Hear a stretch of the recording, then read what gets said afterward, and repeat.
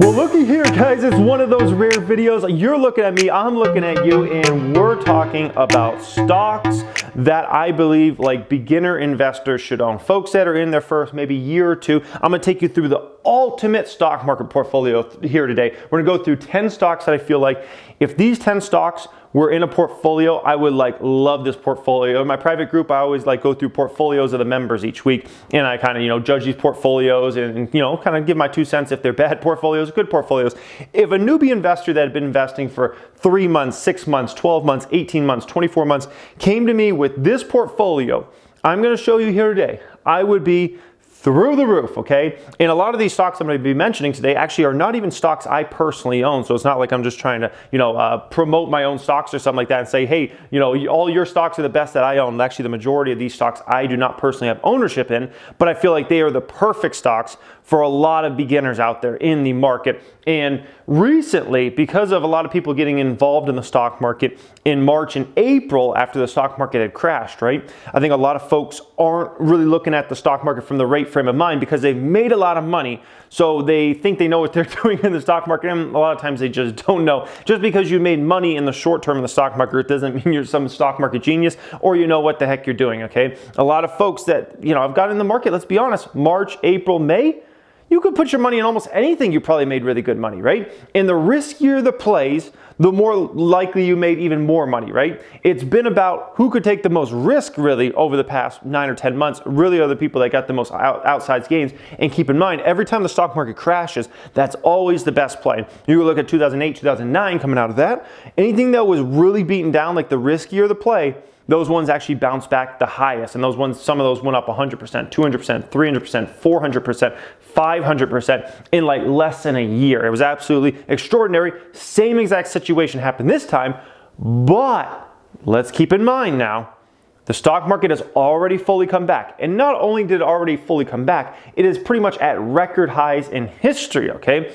So now the stock market is going to begin to change a little bit, and now it's going to be about who builds the best overall portfolio, which is why I'm doing a video like this. It's not just about who can take the most risk in the market. So hope you guys enjoy this video. As always, if you don't mind, smash a thumbs up for me. That helps the YouTube channel out massively. Lets me know you guys enjoy a video like this where we do a whiteboard video and kind of go in depth on some of these different stocks that I feel are perfect for, newer folks to stock market. Let's put it that way. This portfolio, if you've been investing for 15, 20 years, maybe it's not for you, because sometimes if you've been doing this a long time, sometimes you want to be in more growth stocks, more dividend stocks, value. This video we're getting into, these stocks, we got a mix. We got values, we got dividends, we got growth plays, everything across the board, okay? And that truly makes a great portfolio, okay? So first stock up here, I got them all on my iPad here. And first stock up here that I feel like, if you're a newbie to the stock market, you just have to have this stock in your portfolio. I just don't see any way not having the stock in your portfolio if you're new. It's Apple. You gotta have some Apple stock in your portfolio, and Apple is a dividend payer. So you add the biggest company in the world, the company that every time people want to, write its obituary, right? Is that the right name? Obituary? I hope I'm pronouncing that right. Okay, I hope I get demonetized. Obituary, everybody wants to always write off Apple like they're done. And, their days of the big growth and everything is past them. And it's funny with Apple. Sometimes their growth will slow for a couple of years, and then something happens, and next thing you know, their growth reaccelerates, okay? And obviously, Rona coming out of nowhere reaccelerated Apple's growth, especially with computers, iPads, things like that, work from home. And then, now we're going into a 5G super cycle. I can almost guarantee you, iPhones will have never sold as good in history as they will this year in 2021. It should be off the charts as far as the Apple numbers go. It's just, it's the ultimate company to just own as if I'm any of my family members ever came to me that were just getting in the stock market and they're like, okay, where should I start? I'm like, you got to pretty much start with Apple and then you go from there. Apple, I don't think represents the best growth prospects in the market, but they have crazy amounts of money, usually 200 billion plus in liquidity around in that company. They can raise money at the cheapest rates possible. It's a dividend payer, great management team in place, very sticky products. Somebody's iPhone breaks, they go buy another iPhone. Somebody's iPad breaks, they go buy another iPad. They loses their AirPods, they go buy another pair of AirPods. And then the services business, it's just a beautiful, beautiful thing. And they always find a way to keep a good relationship, even though the biggest company in the world, most profitable company in the world, right? They always keep a pretty good relationship with the government overall, which is not easy to do as the biggest company in the world and having that mantle on you, right? So yeah, Apple, perfect first stock up there, okay? So the second stock up here, it's kind of an option, okay? So you have the option to do one of these two stocks, I feel like, okay? Wait, that was not spelled right there. We need to spell it Google McDougal. Oh, I probably don't have enough space to write Google McDougal. But, you know, Facebook or Google, you got to add one of these stocks to your portfolio if you're new to the stock market, okay? The reason I put Facebook or Google is because, so Facebook, you're getting the Facebook platform, Instagram, WhatsApp, and Oculus, okay? So you're getting potential VR leader in the world, right? In Oculus. You're getting Facebook, like, you know, Facebook's a giant. What else can we say about it, okay? You get Instagram and you get WhatsApp, okay? Like, the world is on those platforms. Like, it's ridiculous, right? So you're getting that, but I understand some people don't want to invest in Facebook because they, have like political agendas against the company. They don't like the way they handled this situation or that situation. And fair play, okay? I can understand that. So maybe Google's a stock for you. Now, I never try to let, things like that like get in my way, because at the end of the day, I could take any company, I don't care what it is, including every single company I own, and make them look bad. I promise you that, okay? I can make a debate for anything. I could make Tesla look bad. I could make Elon Musk look bad. I could make anybody look bad. Like, you give me a few hours and a computer, I'll find some stuff, okay? I will make everybody look bad in a real quick amount of time if I'm given the opportunity. So I never try to make investment decisions based upon what I feel is like, oh, this company does that or that, because at the end of the day, none of these companies are clean. None of them. I can dig up dirt on everybody and everything, okay? It's the internet age, okay? So I can promise you that. So I don't let that bother me. But if it does, you have Google, okay? You get Google search. You get YouTube. You're watching this on YouTube. YouTube's just going to become a much bigger beast in future years, okay? Now, at the same time, other people can look at Google and even say, well, they banned this or they did that, whatever, okay? People can make their own decisions. At the end of the day, are you trying to make money or are you trying to make other decisions out there, okay? So Google's a beast. Facebook's a beast. I feel like you got to own one of those stocks as a newbie in the stock market. And both valuations are pretty dang attractive, especially Facebook. Obviously, there's always regulatory hurdles. There's always the government potentially coming after them. And that's just something you have to deal with all big tech companies. It's just the way it is, okay? So yeah, I feel like that's a perfect second stock up there. Stock number 3 is Amazon. So this kind of rounds out the big American techs here. These 3 that I feel like you just have to own. Amazon. As a newbie to the market, I feel like you have to own it because it has phenomenal growth. It's already a beast. You're getting e-commerce, right? Like, the biggest e-commerce player out there, at least in North America, by a mile, right? You're getting Amazon Web Services, the biggest cloud provider in the entire world, right? And you're getting so many other smaller businesses, like, did you know they own Twitch? Did you know they own Whole Foods and so many other businesses? And you're getting arguably the best businessman in the world at Jeff Bezos running that company. And when it comes to Jeff Bezos, he's still fairly young. This is something to keep in mind. Like, he's not like a 90-year-old guy or something like that, right? Bezos is actually just starting to reach his business prime. And that's kind of almost scary, right? He's just starting to reach his business prime. Like, I know we're all used to seeing celebrities and athletes, and it's like your prime is like your 20s when you're one of those type of people, right? In business, man, your prime is like your 50s and 60s. Like, that's your business prime. And so Bezos is just kind of entering that stage.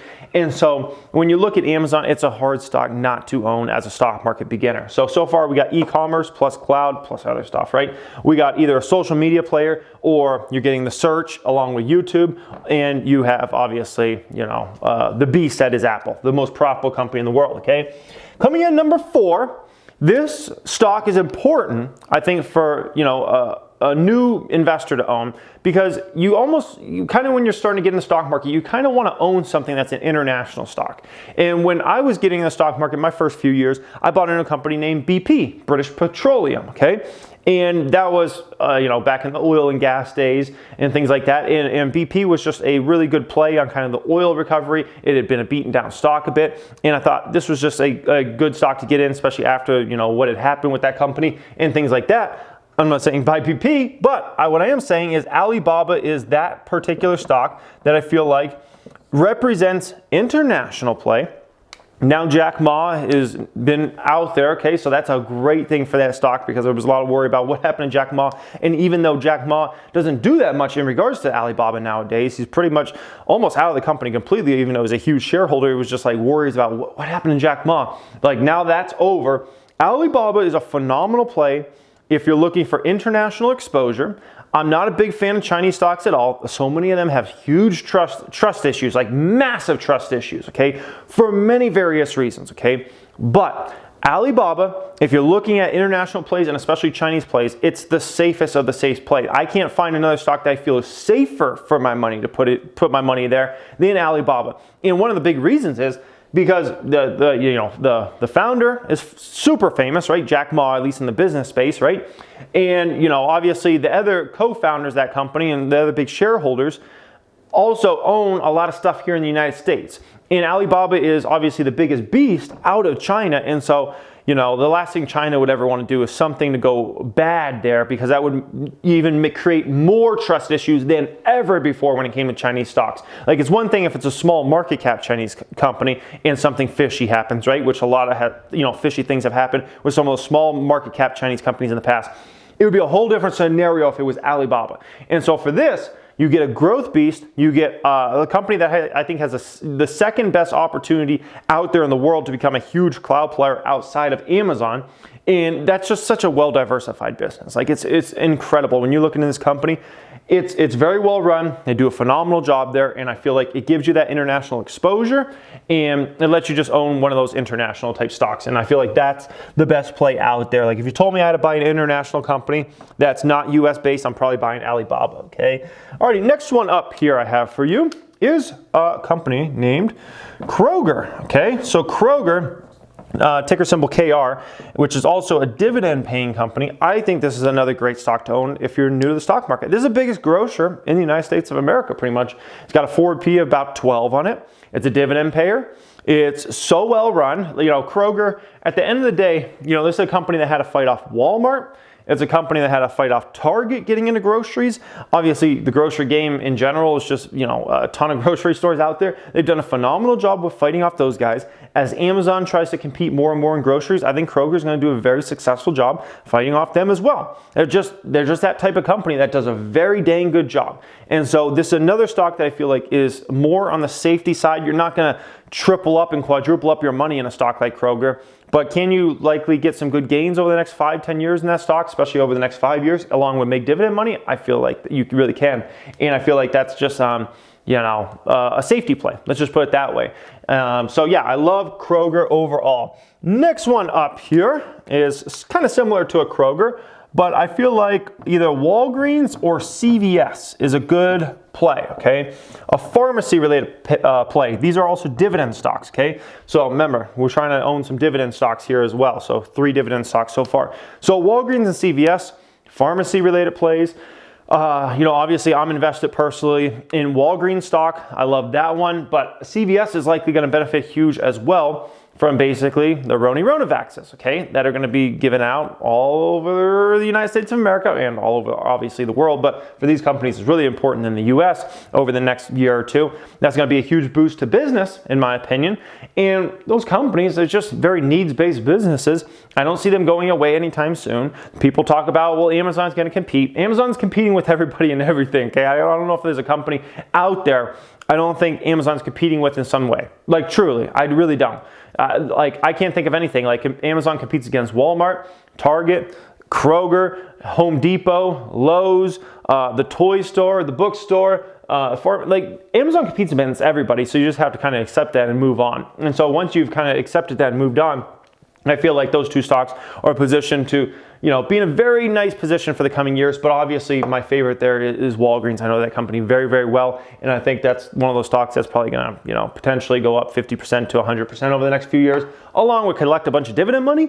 And on a needs-based business, I really like that stock in general. So I feel like that's a good play there. Okay, next one up here. I like a McDonald's or a Starbucks for a stock market beginner, okay? S-Bucks. I think it's actually SBUX. Or maybe it's, Starbucks ticker symbol. S-Bucks? Is it? I'm trying to remember if it's a U in there or if it's just man, I can't remember. Anyways, I got a lot of tickers going in my brain, okay? But McDonald's and Starbucks, okay? One of those two stocks I feel like is a good stock for a stock market beginner once again. When you're looking at those two companies, they have international exposure all over the world, okay? McDonald's is everywhere, Starbucks is everywhere. Huge businesses that doesn't take a rocket scientist to understand those. And I think that's very important when you're kind of newer to the stock market and you're building out your portfolio.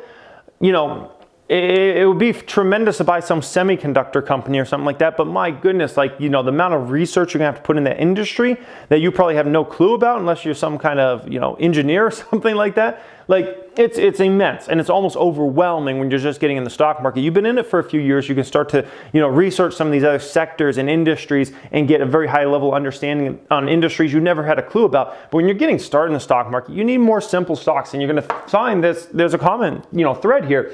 Apple doesn't take a rocket scientist to understand it. Facebook and Google, same thing. Amazon, Alibaba, Kroger, Walgreens, CVS, McDonald's, Starbucks. There's a common thread here, and it's that you don't have to be a rocket scientist to understand these companies, okay? Which I think is very, very key. And so when it comes to these companies, I think one of the big things is the fact that they have international exposure. And it opens up your mind a bit to the understanding of how important international markets are for these particular companies, and being able to look at their business and read these reports and understand, oh, they are expanding big into China right now, and that's why this is a big region. And oh, Latin America, their sales are down, blah, blah, blah. And this is what, it's just like a good expansion of your mind, in my opinion, on business overall, and how big, even if you own a US corporation, how much it matters to a lot of these US corporations international business, because McDonald's and Starbucks both get, you know, huge portions of their revenues and profits from actually places outside the United States of America, okay? Very important. So that's 7 stock up there, 8 stock up here. So with these last, you know, kind of few, I feel like we kind of, you know, I don't want to say take, you know, a ton of risk, but I think we kind of take a little more risk. So with stock number 8, I feel like either like a Beyond Meat or Tattooed Chef, okay? I personally own both of these stocks, okay? I feel like one of those two stocks would be a good pick there for a stock market beginner. The reason being is you're looking at an emerging industry of like plant-based meats, and more, you know, there's like this massive change that I don't think is going anywhere, where people are trying to eat more like plant-based products, okay? And if you look at the public companies that are out there that you can personally invest in, I think these two have the biggest opportunities in front of themselves. Like Beyond Meat's everywhere. Like you look at all the different fast food chains, you're gonna find Beyond Meats in a ton of them, okay? And Beyond Meat just announced they're being tested now in a lot of Taco Bell locations. And I mean, imagine if they get if they're the main supplier for Taco Bell long term. Imagine how big that can be for Beyond Meat long term, okay? Also, Beyond Meat has been working with McDonald's, okay, on the DL. Now, we don't know if for sure, you know, Beyond Meat's gonna get that deal or not with McDonald's, but there's definitely a lot of rumors that they could potentially get that deal. And if they're the supplier for McDonald's, it doesn't get any bigger than that, okay? That is the biggest of the big, okay? Imagine what that does with Beyond Meat over time in terms of whether they're just supplying the product, and then never mind, imagine if they have the branding. You know, Beyond Meat's already becoming a household name. Beyond Meat, no one heard of this company 5 years ago. And now it's almost a household name, strictly because so many dang fast food restaurants are advertising their products everywhere. And if you got McDonald's too, it's game over.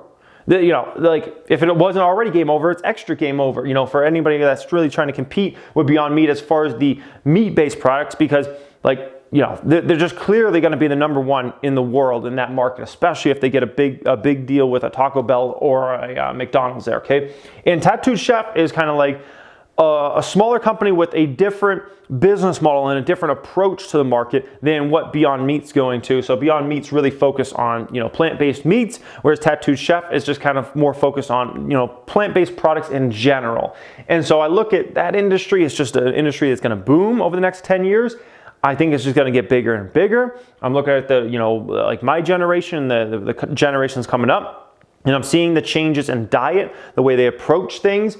You know, and it's not just with food, it's also with drinks. Like, you know, it's funny if I go out with a lot of people my age, or it's ever with people younger than me, and you go to a restaurant, a lot of them don't even get soda now. You know, I feel like if we went back 30 years ago, you know, if you're going to eat with somebody, like I feel like they're getting, you know, either beer or soda, and a lot of people just drink water now. So it's interesting, and these type of dietary changes aren't going backwards. Like they just keep going forward. Okay, so I feel like that's a good space to be in. Okay, number 9. Okay, I feel like you gotta either own a J.P. Morgan or a Goldman Sachs. Okay, now I'm not a huge fan of the banking sector. And I'm honestly not a fan of almost any of the banks outside of those two, but I feel like one of those two stocks is a good play as a newer investor to the market. If you're looking at JP Morgan, you're looking at just the most well-run bank out there, bar none, okay? They're the kings, okay? Let me see where we're at time-wise. Oh, perfect. You know, they're just the kings. They got Jamie Dimon there. Phenomenal business model. Like, you know, that company just gotten more and more relevant to me over the past, you know, since I started with them in 2008, 2009, as far as, you know, bank accounts and things like that. JP Morgan, amazing. Goldman Sachs, great reputation. And Goldman Sachs actually using an interesting strategy. Goldman Sachs really just used to be focused on the wealthy. Like let's say the top 5% of income earners or the wealthy, okay? And Goldman Sachs is actually going down now, and they're coming out with a lot of innovative products in like the fintech space that are actually more tailored toward just average consumers and things like that. So I think that's a company with, you know, a very forward-looking vision. They just get it. Like Goldman Sachs, they're just good, okay? There's no other way I can put it. And JP Morgan's so well run. JP Morgan's really hard to compete with if you're like a big established bank, but also if you're up and coming, JP Morgan's really good with competing with some of the smaller guys, okay? So those two stocks, also dividend payers there. And so that would add, you know, 4th dividend payer, and also I think McDonald's is dividend payer too. So it depends on kind of which stocks you're buying, but 4 or 5 dividend payers up there, okay? And last one up here. This is really kind of like a free-for-all. It's a spec, okay? I feel like this is a spot to own a speculative stock. Even if you're newer to the stock market and you own 10 stocks, I think it is perfectly fine to own one speculative stock. Some of my speculative stocks in the past have included you know, back in the day, Tesla was kind of a little bit more of a speculative stock, right? Obviously, it was way less speculative than a lot of stocks out there. That obviously did very well. My next spec stock up was the Planet, right? Planet 13, that was very speculative. Obviously, it did tremendous. Very good food company was kind of my next speculative stock up there. And that one did tremendous. And then my new one is this company, MSTR, and MicroStrategy, and that one's doing really, really well for me. I think I'm already up 40% or so on that one. That's kind of more a spec play, kind of in relation to Bitcoin and cryptos and things like that. But, you know, I think it's okay to own a spec stock. You have a tremendous amount of safety here, okay? Like almost all of these stocks, if you had to put me on the spot and say, are these going to be higher in 5 years than they are today? Yeah, in my opinion, all these stocks I think are going to be higher in 5 years than they are today. And not only that, you're going to get a ton of dividends paid out to you on a ton of these stocks, right? And so that's good. You got a lot of safety. You know, are these the type of stocks that are going to fall 50%? Probably not. Very low probability that any of these stocks I mentioned up here are going to fall 50, 60%. Like it's just very unrealistic, right? And so here's your opportunity to take some risk and play something that you're super passionate about, that is more speculative, that is on the come up, maybe a SPAC play, something like that, right? But the problem I see is right now, because of what has happened in the market, and so many, you know, speculative stocks have gone up a lot because of just the market we've been in and everything going up and things like that. It's allowed a lot of people to make their like several spec stocks like their entire portfolio. And that has worked. That will not work long term, I can promise you that. It works for a short period of time, and when the market goes up 50+% in a matter of like 9 or 10 months like it has, it makes sense, okay? Take the most risk possible. But now we're at you know, record highs in the market, and I think now's time to kind of focus on, okay, we had some fun here. Let's actually build out a serious portfolio that's diversified, and it actually is going places over the coming years. And you can kind of, you know, some of these stocks go up a ton. Hey, you can maybe sell off some, buy some that are beaten down, things like that, and you really start playing the portfolio game, which is a huge part of stock market investing. It's one thing just to be able to find great stocks. It's another to actually run a great portfolio. And do you understand what it means to truly build out a great portfolio of stocks that are going to perform for you not just tomorrow and next month, because it's the hot thing, but are going to perform for you for the next 5, 10 years. That's really what it's about at the end of the day. So that's how you actually make a lot of money in the stock market over a period of time. So I hope you guys enjoyed this. As always, if you don't mind, smash that thumbs up button. That helps the YouTube channel out massively. Lets me know you guys enjoy a video like this, where I kind of do a little whiteboard video for you guys. And other than that, if you want to join Stock Hub, it's absolutely free to join down there. That'll be linked in the description. Might also have that as a pinned comment. That's the best and biggest free Discord chat in the world. If you want to talk stocks with investors from all over the world, if you want to try to apply for my private stock group, learn exactly how I make money from stocks, how I run a portfolio, very in-depth, things like that, you can check that out. That's also linked in the description. Might also have that as a second pinned comment down there. Thank you for watching. Have a great day.